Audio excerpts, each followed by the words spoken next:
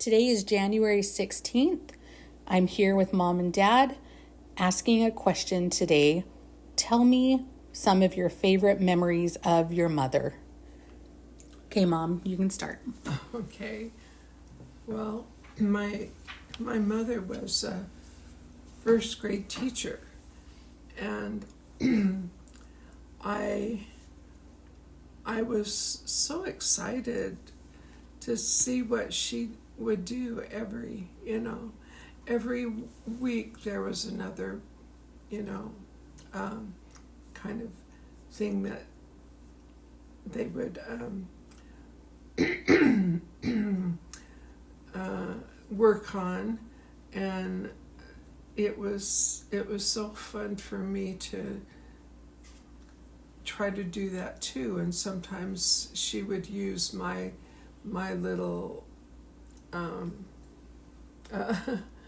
whatever I did to show her first grade teachers and or her first grade kids. And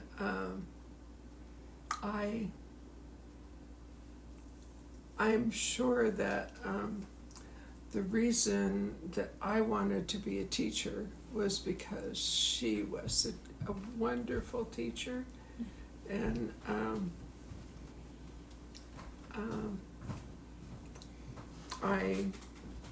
I tried to do several things that she did, and that made some of my coworkers didn't do some of the things that my mother did, and then I would do it too, and they thought, oh man, where did you get that idea? That is, well, from my mother. And I'm so glad I was a teacher for 30 years, and in first grade, and I just loved it. And now my youngest daughter, Michelle, is a first grade teacher, and she lets me go into her classroom, and it just makes my heart just is so happy. Oh, you had a good role model, and you're a good role model for us. So well, I do remember though that one time it was not quite.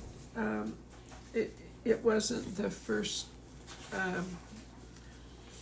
day of school. They were just having people. I mean, some of the teachers were going to this place and learning some things, some new ideas. And I knew that my mother was not doing well at all. She was really, really sick.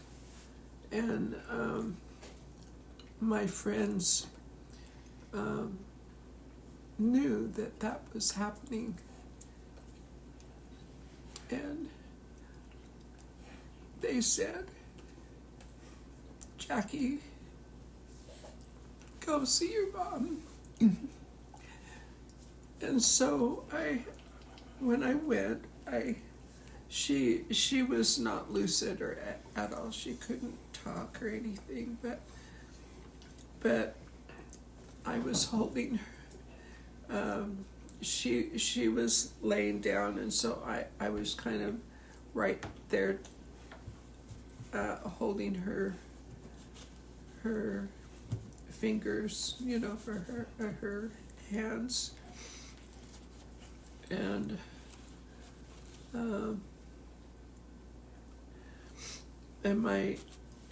my dad was in the other room while I was.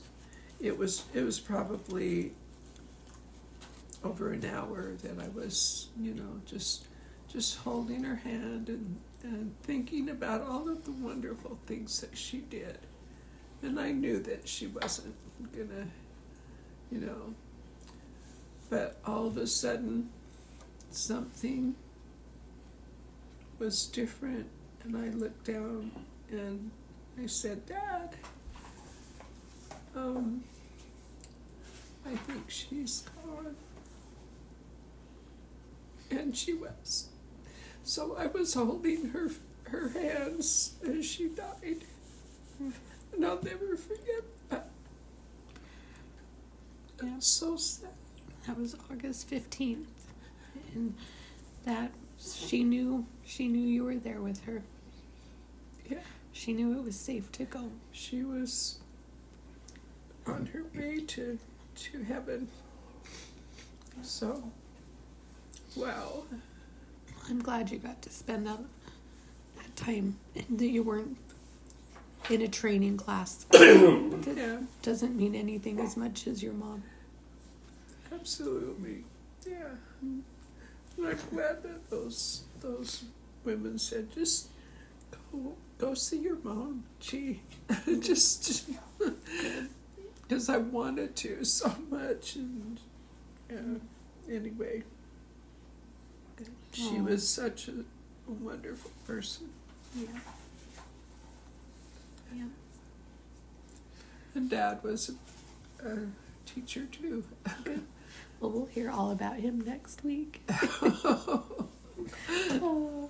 All right, Dad, you get Well, to... I don't know if we can handle this emotional I know, there's stuff. a lot of emotion. Can you top that? Well, I'm going to choose to read a passage or two Okay. from an essay that I'd written Yes. previously. Yes. When I think of my mother, I picture her in the kitchen of her home in Tupelo, Mississippi, looking out the window over the sink and watching the events that took place on Maxwell Street. She was a proud homemaker and a supportive wife and mother. Mother was so proud of Christy and me, she never complained when my father Miles would take one night a week, one weekend a month, and 1 week per year for scouting adventures. Elizabeth, mother, was a faithful member of the Presbyterian Church in Tupelo. She was taken much too soon in 1977 at the age of 61. As I had moved to Utah, I wasn't aware that she had a heart condition, so her passing came as a shock to me. As I learned from Christy, I never realized that she had a style issue. New shoes always meant that a matching purse had to be purchased. I'm sure she wore a nice conservative hat on Easter Sunday. I don't remember anything outlandish like some Southern women would wear. And by the way, I ventured into uncharted waters this Christmas and bought a purse for Jackie with the full intention of letting her exchange it. In my ideas, it was expedition quality with a heavy canvas strap and super sturdy zipper. I even made sure it was green. Of course, I'd forgotten that it's Kelly green that Jackie prefers. Olive green or olive drab, as they say in the Army, just wasn't going to cut it. The purse ended up as a white elephant gift and was taken home by Katie, Adam's fiancée. In the summer of 1969, Mother, Daddy, and Christy drove to Utah to meet Jackie as we were working at Zion.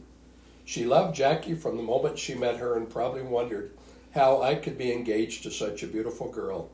With several more visits by then to Utah and us to Mississippi, I knew that there would never be mother-in-law issues between Mother and Jackie. She loved Jackie. Now, back to the kitchen window.